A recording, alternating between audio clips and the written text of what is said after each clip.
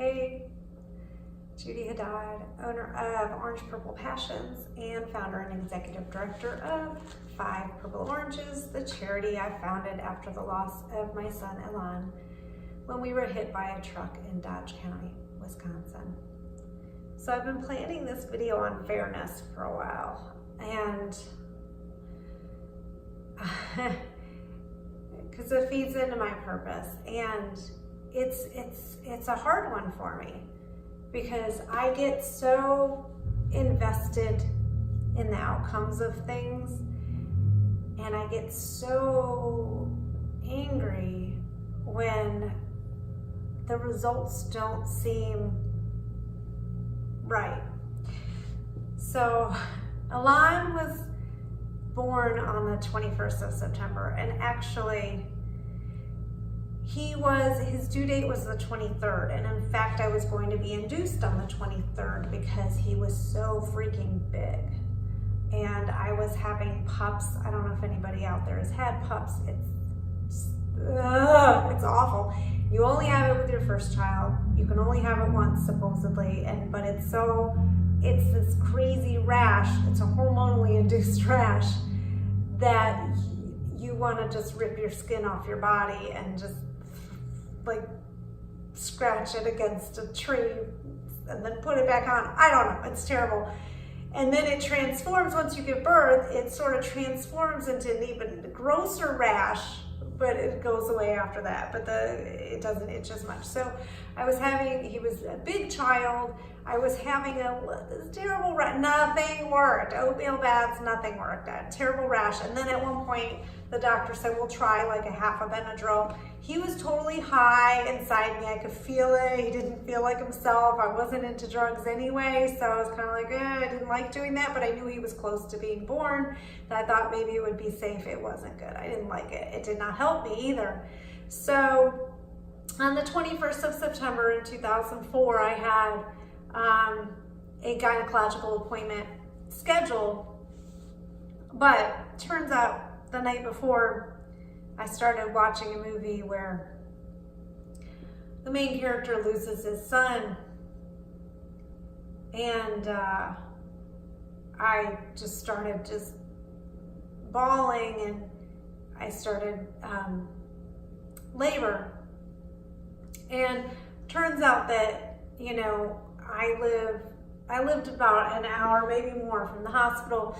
So we had to time, I think if my labor was at 5 minutes, I was told to go in. So it was pretty intense, but I kept thinking, well, I have my appointment. Maybe this isn't really labor. Like, you have to give Braxton Hicks and stuff.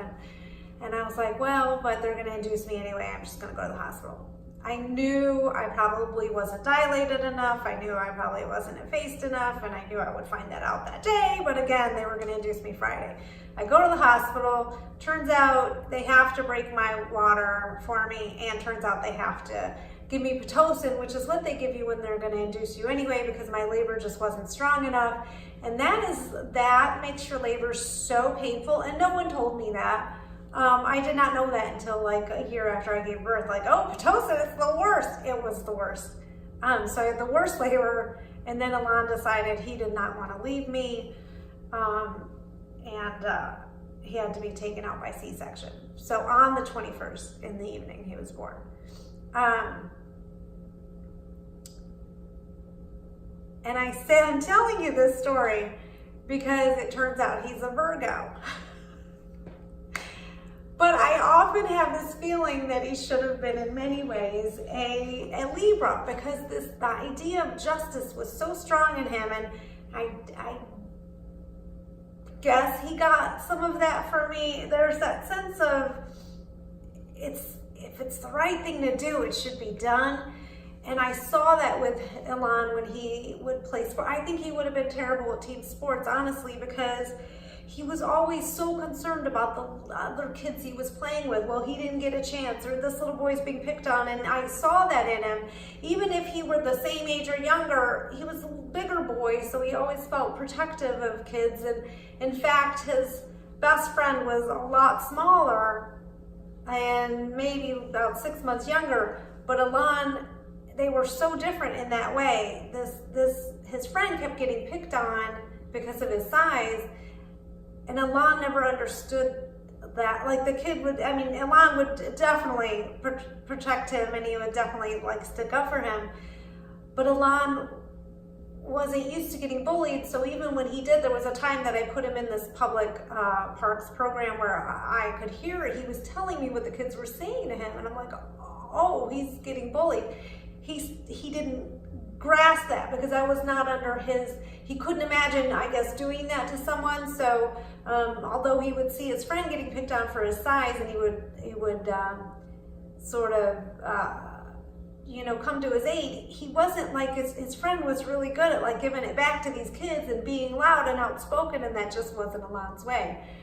So he but he did have this sense of like justice and fairness and this protective personality, and I think of that often when I think of my purpose.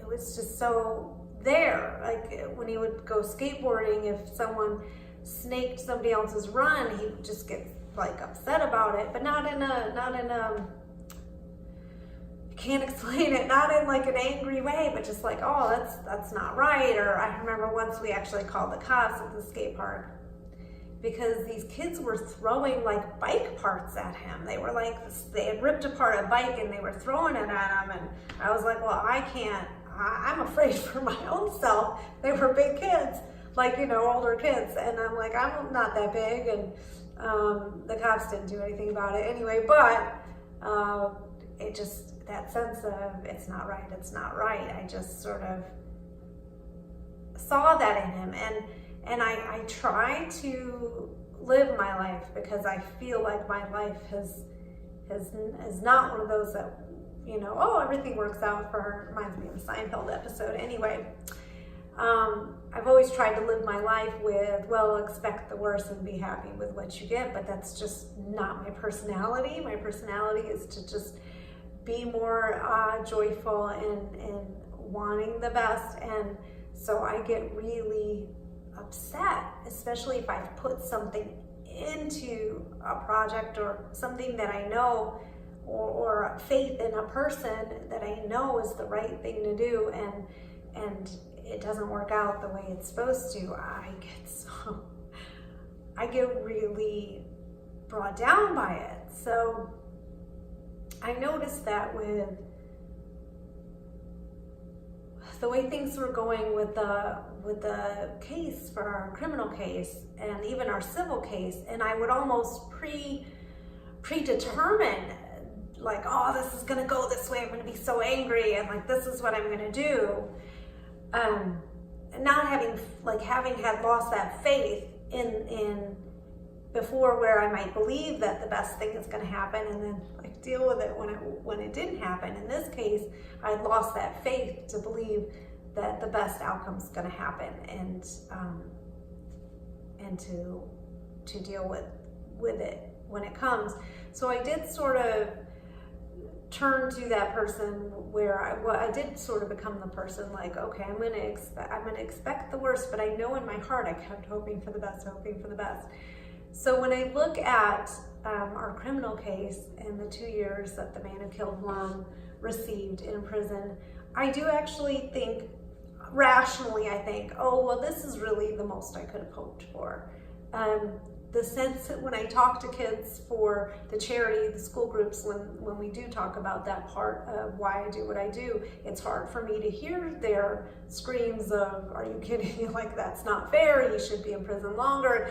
I understand where they're coming from, but the logical side of me that knows the politics of the situation and knows the laws the way they are, I see that, and I get that too with the criminal case. I was so angry that, I knew right away that I wasn't going to get any money, what you might think is a fair amount of money for the loss of a child in such an egregious way, because of the laws of the state of Wisconsin and because of the situation I was in, and so I think all of that sort of tamped down my idea of what's fair and hoping for the best. And then as I went through my faith journey, as I've shared with you in these videos, and I started working on my purpose, that sense of fairness and doing what's right, and doing what's right just to do what's right, never mind the outcome, that's come back to me. But I noticed that I go through these cycles. So when I have something that happens for the work that I'm doing, be it with the Dodge County Sheriff's Department, trying to do right by the victims' families there, be it with the charity, even with my own business, I find that if I know I'm doing the right thing and it's part of my purpose and I'm doing it for the right reasons and I've got justice and truth on my side, when it happens that justice and truth don't prevail, it tends to take me down. And what I'd like to say to you is that it shouldn't be that way. What I need to work on, and it's always easy to coach people in this than it is to coach yourself. I know this, you can ask my clients.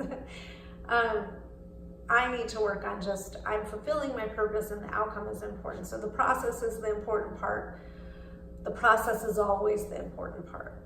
And at the end of the day, if you put all your love and your faith and you lead with love and you're doing that in your purpose and it's the right thing for you, that will bring the joy and the contentment and everything to you. And I find myself getting stuck in the project versus the process at times. So I'll give you an example. One of the things I've been working with really hard is in Dodge County, Wisconsin, is for a long time is to do something right by crash victims. And I'm looking at what's happening and what I'm being told is happening, and I see that the way the sheriff's office, the way the sheriff is designing the staff there and who investigates certain crimes and who has the training and who's going to receive the training, I realize, this is never going to happen. These people are never going to get the help they need. But in the meantime, as I'm working on that, if I get rid of this was my goal and I work on the process, in the meantime, I've met these victim families and I've been able to help them along the way. And that's really what I have to hold on to. I'll also note that because I'm feeling these ebbs and highs and lows, ebbs and flows with the project, I should have been buoyed by the fact that we won a battle, and by we I mean everybody who can see truth. In the sheriff's department there, where he got one of his requests turned down by the board by a large majority, and that should buoy me. But the fact is, I don't want it to, because I want to go back to the process. The process is, I'm here to reveal the truth, and I'm here to help these people. And if I stick with that, then everything else is just, water off a duck's back, I guess, for lack of a better expression. So that's my work. That's my work to do with my purpose and my faith, and it's going to be always with me. It's going to be something I'm always working on. But I think about Alon, and I think he did have that faith in the goodness in people and the way the world was supposed to be. And I really wish more people would be like that. And I miss that. I miss that about him. And it's kind of, I'll show you I'll share with you one more story about that. My poor mother, she knows we talk about this a lot.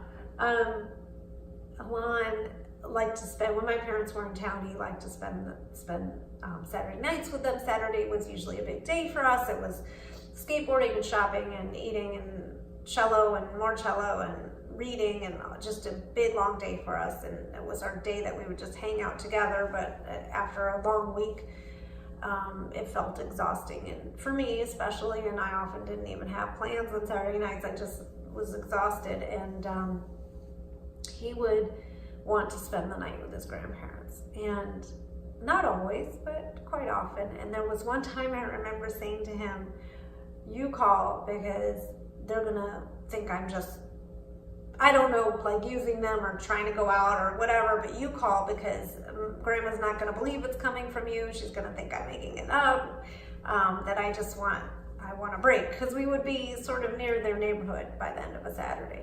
And he always had this belief, grandma's never going to yell at me. And she did. She actually, when she answered the phone thinking it's me, and totally yelled at him, and the look of horror on his face, I can't get over it. But at the end of the day, she didn't yell at him because she thought it was me. And I was saying to them, I remember saying to him, see, Grandma does, this is why I made you call.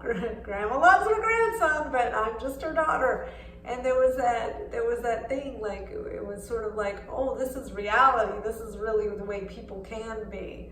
And it was kind of a funny little lesson for him, but he still had that faith in people. And I love my mother and she loves me. It's just, that's one incident in a long relationship. But it makes me smile to think about it. And we talk about it often. But yeah, a lot. And you know what? I'll bring one more story up that I think sort of fits with this. Because my mom and I had just driven to New York, and we were upstate first before we went to the Hudson Valley to visit my grandmother. And we had passed near the Chittenango Falls area. And I remember when we took Alon in the Chittenango Falls, in his mind, those were so cool. That was Niagara. I mean, when we finally took him to Niagara Falls, he was blown away. But the fact that because he had no expectation, those falls were Niagara to him. So I think that's a beautiful way to live, to just live with the process and have no expectations for the outcome. And I could learn a lot from my 9-year-old kid. Just saying. Thanks for watching. Hope this helps you in some way.